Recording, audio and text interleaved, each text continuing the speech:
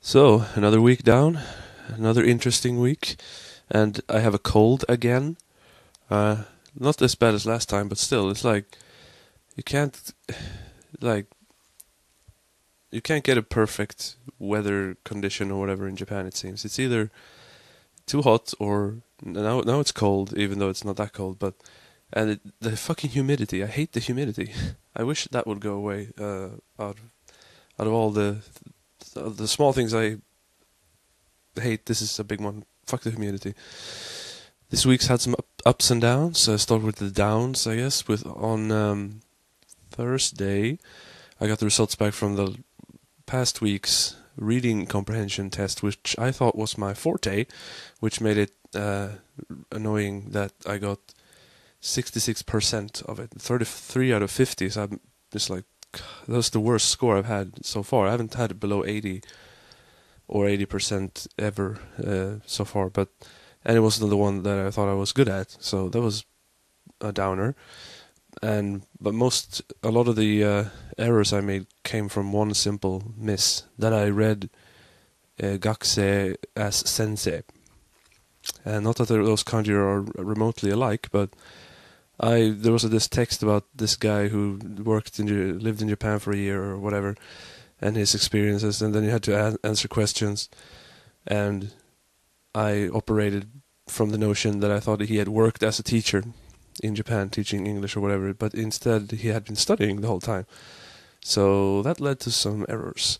Then there was also other things that I don't feel as responsible for. It's like, apparently on these reading tests, when they ask questions, they don't want you to just, if the reply is a one-word reply, like what was he doing and during this time, and you just say studying, that you get minuses on it. Apparently you have to answer it with a whole sentence, like he was studying in Japan for one time or something. So I didn't know that, and I guess I do now. So that was a downer. And then there was this one, like most days we have this small kanji test of basically of the 4 characters we studied the day before. And one of these, I guess, because we have 3 different teachers, and the one we have the most of the time, we have the 5 days. 3 days is one teacher, one day is one, and one day is one. This was one with one of the other teachers, one that puts more emphasis on speaking tones, which is a little annoying because those don't really matter that much in real life. And she also puts more, she's just stricter in general. She doesn't come across as strict as a person at all, because she's like very, she's a tiny, cute Japanese woman, and she's like, that kind of voice. But she's more strict when it comes to grading things. So there was this one, I got 6 out of 10 on a mini kanji test, which is also the lowest I've had yet. But it was really 9 out of 10, because I discount 3 of those errors she pointed out. One was just wrong. I just got one word wrong. I misremembered it, so that was fine. The other 3 were all how I wrote the kanji, because the problem with me, which is I do recognize is a problem, that I write kanji as how they look in books and on TV screens or computer screens, not as how they look when people write them or when people draw with a brush or something, which is how they assume you're going to write it. So with this, it was the air for sora or ku from various combinations, and the line goes straight down in all the books and on every screen and everything. But when you write it, you're supposed to do the one side slightly in, because there's a brush. It's called a wing or whatever it's called, hane, when you do a little. So they were supposed to go inward, and I think she realized that midway through correcting too, because there were like tipex or whatever on circles, so she basically said circle is correct, so like correct, and then oh no wait, this isn't going in like it's supposed to when you write. So she crossed over that and added errors on it. So there were 3 of those. They were all that kind of error, and I don't accept that kind of error. It's not an error. There's no Japanese person who's going to look at it and don't understand what it is. On the other hand, I realized that, okay, so this is how they operate. I better fall in line as I'm, at least when I'm at school, because when I'm outside, I'll do however the hell I please. But in school, from now on, I'll try and do the way I know they want it to be. Like with the kanji for you, the first line isn't supposed to be straight. It is in books and stuff, but they write it with a top-down line for whatever reason. I think it looks worse, but if that's the way they want me to write it to get correct on tests and stuff, then okay, I guess I have to do that then.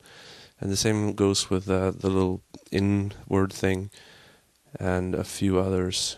So yeah, I'll have to. And like rain. Well, the rain kanji is one thing, but when the rain kanji is like a part of another kanji, like in densha and others, in books and stuff, the lines that make up the rain part are always horizontal, completely straight, but they're supposed to be slanted slightly when you write it by hand, which I don't care about that. But if I will get errors on these kind of tests, then fine, okay. During the tests, I will do as you want me to do, but otherwise, I'll do my own way.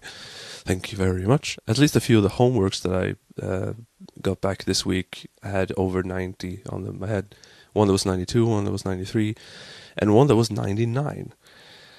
That was I was one hair from getting one with a perfect score, which actually people don't get a lot of the time. Someone always does something wrong, even the ones that are better than me, like the Italian woman that sits next to me. She's kind of strange in that way that she doesn't come across as that smart, because when we're talking about stuff, we have to do like pair exercises and stuff. She always like asks one thing or another thing, like, what's this word again? And I forgot this.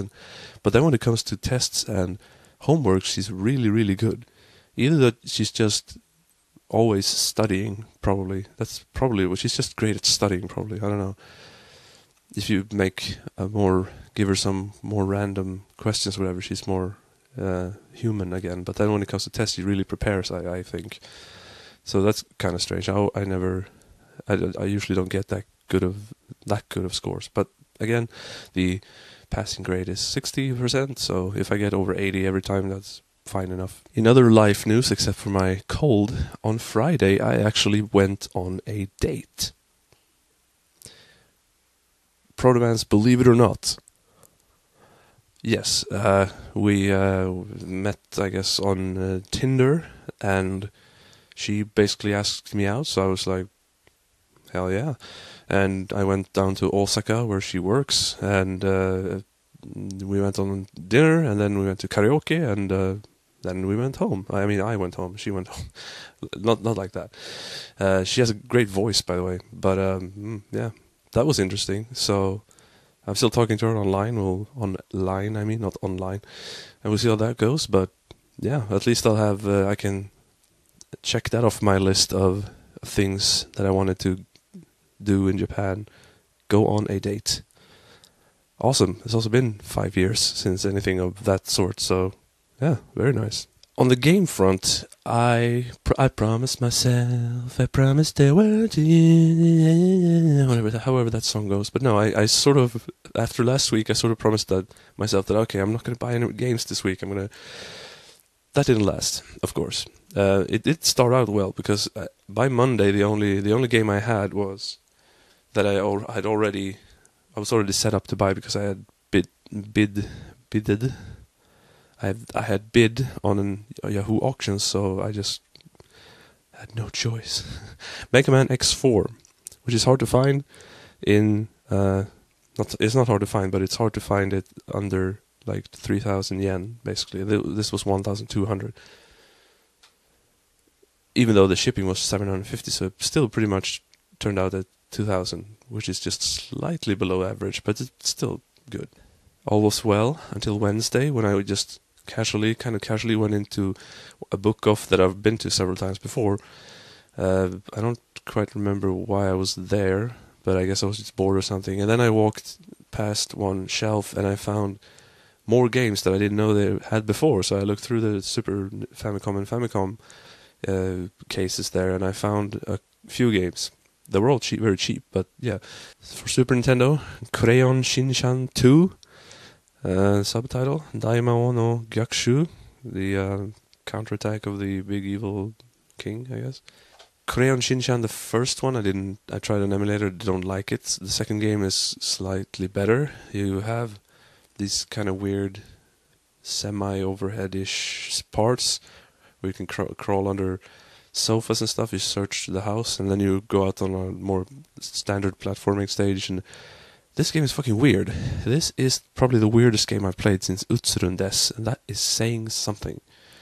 So yeah, what the hell is up with Crayon Shinchan? I know it's like a manga and everything, but I'm not a fan of the art style, but I can appreciate some weirdness. Yeah. Next from that shop was Super Spike V-Ball for 108 yen, which is fucking nothing. This one is I wouldn't say a household name really, but it's somewhat famous in Europe at least. And it's made by Techno, so you know it has good music. And finally from that store, Puss in Boots, which is a funny name, but yeah, it's Puss in Boots. And boot is in Japanese apparently, let me see here, Nagagutsu or Nagakutsu. Nagakutsu haita neko. So, long shoes. The cat that wears long shoes, pretty much. And it's like around the world, a big adventure of around the world in 80 days, something like that. And yeah, the around the world in 80 days things actually factors into the game, because you have like a time limit, so, and there's power-ups to run faster, so it's all about clearing the game as fast as possible, so probably a perfect speedrun game, but it's from 1986, so the quality isn't that high, but it's not a bad game. And then on yesterday, on Saturday, I really the itch again to like, I've been to all the game shops in Kyoto, like, yeah, I want to go to some more still. So realizing that it is really cheap actually to go to Osaka. I didn't go to Osaka, but I went close to Osaka to a station called Noe. And then on the way back, I stopped at two other stations where they had book-offs and hard-offs. And then at Noe, they had this game shop called Ojamakan, which I actually went to here in Kyoto, shown to me by Leo Lobato. Domo arigato, Leo Lobato. The friend I made last week. Now, first, when I was going to Noe to the Ojamakan, I walked past a store that was kind of like a wannabe book-off called Book Market. And I found one good deal there. Solomon no Kagi, aka Solomon's Key, for only 480 yen. I've seen this at the cheapest for 1080 at a hard-off, and then usually for 1500. So a third of the usual price is a good deal, and this is a good puzzle game. Then I went into the Ojamakan and I bought two games. The first one is Spelunker 2, which Spelunker is seen as a bad game here in Japan. I think it's pretty much seen as a bad game in other parts of the world too, except for this one guy on GameFAQs who thinks it's better than Super Mario Bros. 3, which is just hilarious to me. But anyway, it's one of these old IRM cards with the light on the front, which is good news for me because of course, Deadly Towers is not a good game, so I'm getting rid of that. But instead, this is actually a pretty good game. It's like a platformer, usually with maze. Ish parts, so it's adventure-y. It's way better than the first game anyway. And the second game from there, another good find, Solomon's Key 2, aka Fire and Ice. This was a really good deal at basically half the price of what is the regular price, and it's half price because of this discoloring. Which I wouldn't say this is bad discoloring, because it's very consistent, like in one line and everything, and you don't really notice it anyway, and the cartridge works fine. After cleaning, it worked fine anyway. So yeah, Solomon's Key 2. Then to one of the stores I went to. I don't remember exactly after this. I'm just gonna count up the rest. Shonen Ashibe, a Super Famicom game that also has a Famicom version, although the Famicom version is like a first-person adventure thing with like talk, move, interact, those kind of things. This is a platformer, a very kids-oriented, but still a platformer with you play as the seal, searching for 8 or 10 of something, like apples in the first stage. After you find all of them, you go to the end, and to find them you have to like bump into everything. But if you hit an enemy, you lose them, so it's slightly annoying, but on the other hand, it's decent, and it's pretty cute, so You know, I like cute games. Super Gussen Oyoyo, which is a funny name. It's a platformer. No, not a platformer. It's a puzzle game, and it's basically Tetris. If you, instead of just putting down lines and eliminating them, you're trying to help a little guy, a lemmings type little guy, walk into a door. So you can't squash him, obviously, and if you take too long, the water rises up from the bottom and he drowns. So you have to think on your feet to be sure. And I haven't played it really much. I have to like train on it pretty much, but interesting game. Ys 3, which is also on Super Nintendo, Super Famicom, but I think actually the Famicom version, it looks better because it doesn't look as drab as the Super Famicom version. And Ys is an RPG series I haven't touched at all, but this one is a side-scrolling action RPG with basically a hack and slash or whatever, but you level up and everything. I just heard that you have to basically grind for an hour at the start of the game to be able to get anywhere later on, which is a bummer. But I'm going to try it, yeah. I bought a guidebook for Yakuza 2, pretty much because I got the guidebooks for 1 and 3, and now I completed the trilogy. And I had books for 1 and 2 back home, but those were really thin. Those were like this thick instead of this beast. So, yeah, that's a Japanese project to really sink my teeth into. Mm-hmm. I remember, before I forget, Ninja Jayamaru-kun Ginga Daisaksen. A game that I had years ago, but then I gave up on it because of one annoying stage, pretty much. But now I got it back. It's a platformer. It's a pretty good one. From 1991, you play as the ninja guy in like space, or his girl sidekick, and it has like a Sonic type run feature. You can climb on walls, sort of, and yeah, it's pretty good. So that was too bad that I gave up on it the last time. So I got it back now. And for the last game, something kind of strange went on here. I bought Jumping Flash 2, which by itself is not that strange, because Jumping Flash and then Jumping Flash 2, alright. However, this game contains the first game also. So this is both games in one box. But what's even weirder, and discounting this guy on the cover, which looks like the king of the cosmos from Katamari Damacy, the second disc, it's the first game, but it's in English. Huh? What? I just to be sure, I checked the first game again, and that's in Japanese. And it's not like it's the American version they put in here. It does say NTSC-J, not NTSC-U. So both games are one package, and it's in English. Huh? That's strange. So I guess now I have both games and the first game twice. And it also came with some stickers, which is always nice. Even though I probably not going to be using them. So, that was this week. Next week is next week. Oh yeah, this week I also went to the couchsurfing event thing. Talked to Japanese people. I thought at first, like, wow, am I the only foreigner this time? But no, it was just like, it was 5 other foreigners or something, but they were all from like Asian countries like Taiwan, Thailand, Hong Kong, and that. So I was just the only non-Asian, but yeah, it was fun still. I'm gonna keep doing it pretty much. Good times. Now next week on my agenda is I'm off of school on Thursday.